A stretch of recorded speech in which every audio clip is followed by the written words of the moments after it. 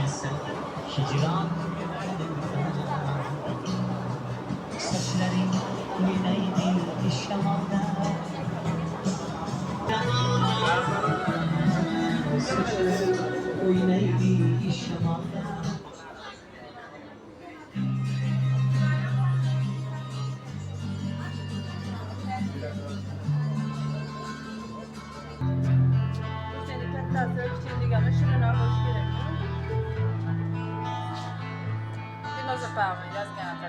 Olmazsa-yu, non-joy içeri oturup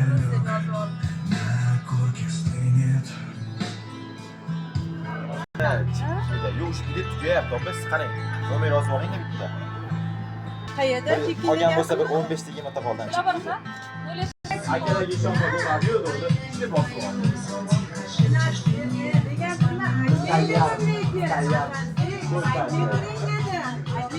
Opalarni o'rgandagi akalar devordi.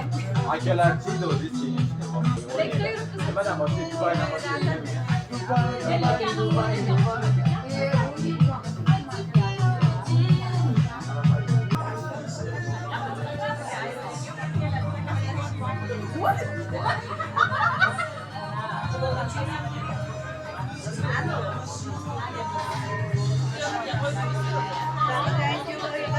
O'zimay bo'lsam, o'zim baxtli bo'lsam bo'lmaydi.